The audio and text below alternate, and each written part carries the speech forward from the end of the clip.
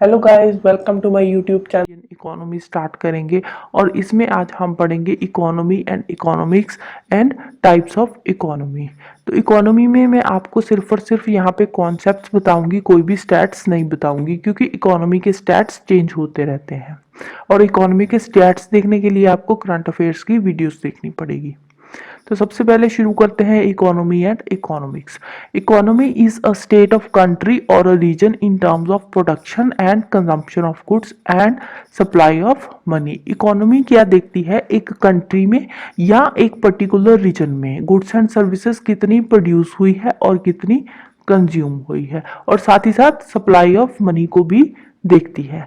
और जो इकोनॉमिक्स होती है, economics is a branch of knowledge concerned with production, consumption and transfer of wealth. Economics में हम क्या पढ़ते हैं, इकोनॉमिक्स में हम स्टडी करते हैं प्रोडक्शन के बारे में, कंजम्पशन के बारे में, कि कितनी गुड्स एंड सर्विसेज प्रोड्यूस हुई है, कितनी कंज्यूम हुई है, उन दोनों को बैलेंस करते हैं। और साथ ही साथ ट्रांसफर ऑफ वेल्थ के बारे में भी पढ़ते हैं कि कितना वेल्थ हमारी कंट्री में आया है और हमारी कंट्री का कितना वेल्थ दूसरी कंट्रीज में गया है। ये हम इकोनॉमिक्स में पढ़ते हैं, स्टडी करते हैं।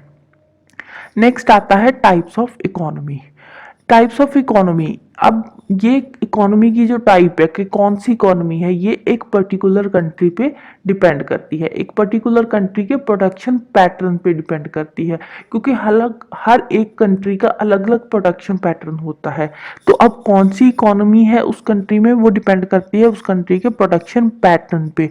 डिफरेंट इकोनॉमिक सिस्टम फिर प्रोडक्शन पैटर्न से ही निकल के आते हैं किसी एक कंट्री के। अब कंट्री के में जो इकोनॉमी की टाइप है वो प्रोडक्शन पैटर्न पे डिपेंड करेगी, वहां के अलग अलग इकोनॉमिक सिस्टम फिर प्रोडक्शन पैटर्न के अकॉर्डिंग बनेंगे।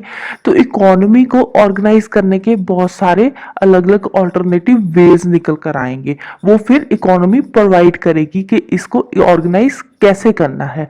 और बेसिकली अगर हम बात करें तो इकोनॉमी के 3 मॉडल्स होते हैं। कौन कौन से हैं, एक तो है कैपिटलिस्टिक इकोनॉमी, एक है स्टेट इकोनॉमी और एक आती है मिक्स्ड इकोनॉमी। तो एक एक करके अब हम इनको समझने की कोशिश करते हैं। सबसे पहले आती है कैपिटलिस्टिक इकोनॉमी। अब बात है 1776 की। उसमें उस टाइम पे जो एडम स्मिथ थे, उन्होंने एक थ्योरी दी थी जिसका नाम था वेल्थ ऑफ नेशंस। तो तभी से कैपिटलिस्टिक फॉर्म ऑफ इकोनॉमी का ओरिजिन हुआ है। अब थोड़ा सा एडम स्मिथ के बारे में देख लेते हैं। एडम स्मिथ एक स्कॉटिश फिलोसोफर थे, इकोनॉमिस्ट थे और यूनिवर्सिटी ऑफ ग्लासगो में प्रोफेसर थे। अब उनकी जो राइटिंग्स थी, जो भी वो लिखते थे, उन्होंने उसका जो मेन बेसिस था वो था क्लासिकल इकोनॉमिक्स। और उन्होंने इकोनॉमिक्स के बहुत सारे आइडियाज दिए और अपने उस आइडियाज में इकोनॉमिक्स को एक फैंसी लुक देने की कोशिश करी। और उनकी जो ये फैंसी लुक थी, उनको उसको वेस्टर्न कंट्रीज ने अडॉप्ट भी किया। तो उसके चलते हुए फाइनली जो कैपिटलिज्म था उसका बर्थ हुआ। फिर जो हमारे स्मिथ थे, स्मिथ ने जो हैवी हैंडेड गवर्नमेंट रेगुलेशंस थी उनके अगेंस्ट आवाज उठाई कि गवर्नमेंट जो कॉमर्स एंड इंडस्ट्री को रेगुलेट कर रही है, उस टाइम पे जो गवर्नमेंट रेगुलेट कर रही थी उसके अगेंस्ट स्मिथ ने आवाज उठाई, which did not allow the economy to tap its full economic worth। अब स्मिथ का क्या मानना था कि अगर गवर्नमेंट रेगुलेट करेगी कॉमर्स इंडस्ट्री तो कॉमर्स एंड इंडस्ट्री को, तो उसके चलते हुए जो हमारी इकोनॉमी है वो इकोनॉमिक वर्थ पे नहीं पहुंच पाएगी, एक लेवल ऑफ वेलबींग पे कभी पहुंच ही नहीं पाएगी अगर गवर्नमेंट रेगुलेशन के अंडर काम करेगी हमारी इकोनॉमी। तो स्मिथ ने किस चीज पे जोर दिया, डिवीजन ऑफ लेबर पे। डिवीजन ऑफ लेबर क्या होती है कि एक हर काम को करने के लिए अलग अलग पर्सन अपॉइंट करना। ऐसे नहीं है कि एक ही बंदा इंडस्ट्री में सारे काम देख रहा है, या एक इंडस्ट्री खोल ली और उसमें 5-7 बंदे रख लिए और वही काम देख रहे हैं। नहीं, हर एक काम के लिए एक स्पेशलिस्ट बंदा होना चाहिए। तो स्मिथ का क्या मानना था कि सबसे पहले इकोनॉमी को चलाने के लिए डिवीजन ऑफ लेबर चाहिए। और एक क्या चाहिए, environment of laces fiery, means कि गवर्नमेंट का कोई भी इंटरफेरेंस नहीं चाहिए इंडस्ट्री को चलाने के लिए। He propose that the invisible hand of market forces, और एक होना चाहिए प्राइस मैकेनिज्म। अब तीन चीजों पे जोर दिया था स्मिथ ने, एक तो डिवीजन ऑफ लेबर पे, दूसरा लेसेस फायरी मीन्स गवर्नमेंट का इंटरफेरेंस नहीं होना चाहिए, तीसरा था invisible hands of market forces means की प्राइस मैकेनिज्म। तो इन सब चीजों के चलते हुए हमारी स्टेट ऑफ इक्विलिब्रियम आएगी इकोनॉमी में। ठीक है, इक्विलिब्रियम तभी आएगा ना अगर प्रॉपरली इकोनॉमी काम करेगी।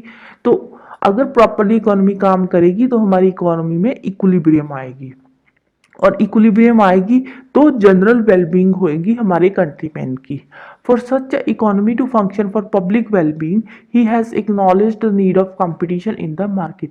अब पब्लिक वेलबींग के लिए मार्केट में कंपटीशन होना भी बहुत जरूरी है। अगर कंपटीशन होगा तभी तो प्राइस मैकेनिज्म हम कर पाएंगे ना, नहीं तो कैसे। अगर एक ही सेलर है और बायर इतने सारे हैं तो उस चीज के चलते हुए कोई कंपटीशन नहीं होगा, कंपटीशन नहीं होगा तो प्राइस मैकेनिज्म भी नहीं होगा।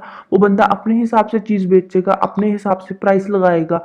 तो मार्केट में कंपटीशन होना भी बहुत जरूरी है अकॉर्डिंग टू एडम स्मिथ।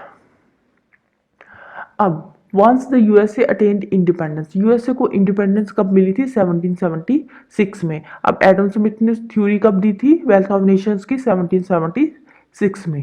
तो सेम टाइम पे यूएसए को इंडिपेंडेंस भी मिली थी और एडम स्मिथ की थ्योरी भी आई थी। Once the USA attained independence, the idea of Adam Smith were made part of its public policy just 1 year after Wealth of Nation was published. अब जब वेल्थ ऑफ नेशन पब्लिश हुआ उसके एक साल बाद ही, अब उस टाइम पे यूएसए को इंडिपेंडेंस भी मिल गई थी। अब यूएसए की इंडिपेंडेंस के एक साल बाद ही यूएसए ने एडम स्मिथ की जो कैपिटलिज्म की पॉलिसी थी उसको अपनी पब्लिक पॉलिसी का एक पार्ट बना दिया। From here, the idea spread to other parts of Euro America by 1800 the economic system। अब यहाँ से यूएसए ने भी उसको अपना पार्ट बना लिया कैपिटलिज्म को, तो उसके बाद ये जो कैपिटलिज्म का आइडिया था ये बहुत सारे और पार्ट्स में भी स्प्रेड हो गया। यूरोप में चला गया, अमेरिका में तो आ ही गया था, तो यूरो अमेरिका तक स्प्रेड हो गया 1800 तक, और इसका नाम क्या रखा गया? कैपिटलिज्म। राइट तो फिर उसके बाद कैपिटलिज्म के और बहुत सारे नेम्स आ गए, like private enterprise system, free enterprise system, market economy. तो ऐसे कैपिटलिज्म के अलग अलग नाम आने शुरू हो गए अलग अलग। फिर अब जो ये डिसीजन लेना बहुत ही मुश्किल काम है कि क्या प्रोड्यूस करना है, व्हाट टू प्रोड्यूस, क्या प्रोड्यूस करना है और कितना ज्यादा प्रोड्यूस करना है और किस प्राइस पे उसको बेचना है। अब ये वाला डिसीजन कौन लेगा भाई? अब ये डिसीजन लेगी मार्केट, और मार्केट को कौन रेगुलेट कर रहा है? एक प्राइवेट एंटरप्राइज, और उसमें स्टेट का कोई भी रोल नहीं है। ठीक है, तो अब क्या प्रोड्यूस करना है, कितना करना है, किस रेट पे बेचना है, ये सब चीजें कौन देखेगा? एक प्राइवेट एंटरप्राइज, ना कि गवर्नमेंट, क्योंकि स्टेट के अंडर तो इकोनॉमी काम कर ही नहीं रही, इकोनॉमी काम करेगी एक प्राइवेट एंटरप्राइज के अंडर। तो स्टेट का अब इकोनॉमिक रोल में कोई रोल नहीं रहेगा। राइट अगर हम कैपिटलिज्म की बात करें तो कैपिटलिज्म में प्राइवेट एंटरप्राइज ही सारे काम करेगा। फिर इसके कुछ क्रिटिक्स भी आए थे, ठीक है, जैसे कि कीन्स थे। कीन्स का क्या मानना था कि जो कैपिटलिस्ट इकोनॉमी है वो सोशलिस्ट इकोनॉमी की तरफ ही तो मूव कर रही है धीरे धीरे। तो फर्क क्या रह गया कैपिटलिस्ट और इकोनॉमी सोशलिस्टिक इकोनॉमी में? भी कैपिटलिस्ट अब जो सोशलिस्टिक इकोनॉमी थी उसमें गवर्नमेंट सब कुछ डिसाइड करती थी, गवर्नमेंट के हाथ में था। तो इसमें प्राइवेट एंटरप्राइज के हाथ में आ गया, तो प्राइवेट एक मतलब एक ही पर्सन कर रहा है ना रेगुलेट तो चीज़ों को। तो कीन्स ने उसको क्रिटिसाइज किया कैपिटलिस्टिक इकोनॉमी को। फिर एक और थे प्रोफेसर लांगे। प्रोफेसर लांगे का क्या मानना था? उनका भी सेम ही था कि स्टेट इकोनॉमी और इसमें कोई डिफरेंस तो है ही नहीं है, ये भी तो सेम स्टेट इकोनॉमी की तरह ही काम कर रहा है ना कैपिटलिज्म भी। तो ऐसे ये कुछ क्रिटिक्स थे, इन्होंने अपना क्रिटिसाइज किया और अपना काम किया। नेक्स्ट हम देखते हैं state economy. Rooted in the idea of historical change proposed by German philosopher Karl Marx. More specifically, the kind of economic system first came up in erstwhile USSR. अब ये वाला जो स्टेट इकोनॉमी का idea था ये सबसे पहले किसने प्रपोज किया था? एक जर्मन फिलोसोफर कार्ल मार्क्स ने। कार्ल मार्क्स का नाम तो सुना ही होगा, काफी फेमस है, तो सोशियोलॉजी में भी इसकी बहुत सारी थ्योरीज आती है। तो सबसे पहले जो स्टेट इकोनॉमी का आइडिया था ये दिया था कार्ल मार्क्स ने, जो कि एक जर्मन फिलोसोफर थे। और ये वाला जो आइडिया है सबसे पहले कहाँ से आया था, यूएसएसआर से। ठीक है, यूएसएसआर को आजकल क्या बोलते हैं, Russia.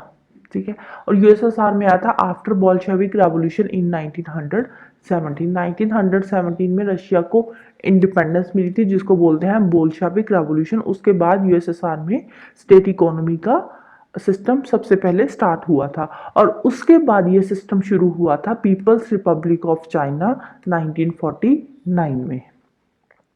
This form of economic system also spread to other countries in eastern Europe. फिर धीरे धीरे ये वाला जो आइडिया है ना, वो ईस्टर्न यूरोप की बाकी की कंट्रीज में भी स्प्रेड होना शुरू हो गया।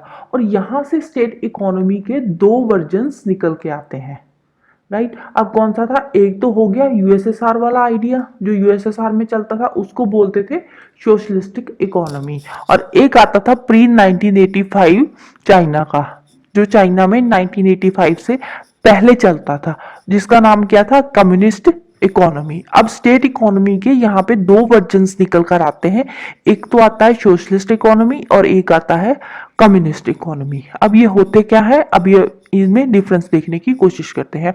जो सोशलिस्ट इकोनॉमी है, सोशलिस्ट इकोनॉमी किस पे इंफेसाइज करती है, collective ownership of means of production.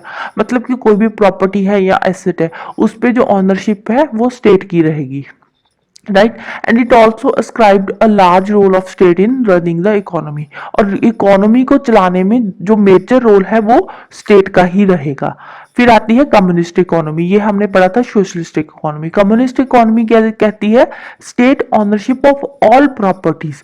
मतलब कि सारी की सारी प्रॉपर्टीज पे ही स्टेट की ऑनरशिप होगी, इंक्लूडिंग लेबर। इवन के एक जो लेबर का बंदा भी काम करता है ना, लेबर में भी कोई बंदा काम कर रहा है, तो उस पे भी गवर्नमेंट का की ऑनरशिप होगी, गवर्नमेंट के अंडर ही वो बंदा लेबर करेगा। And absolute power to state in running the economy.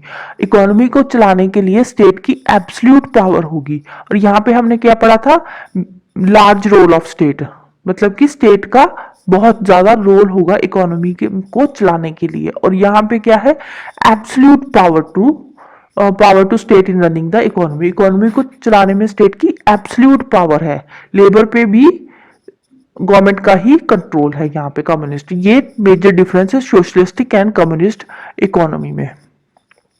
दो the marks socialism was a transitional stage of communism.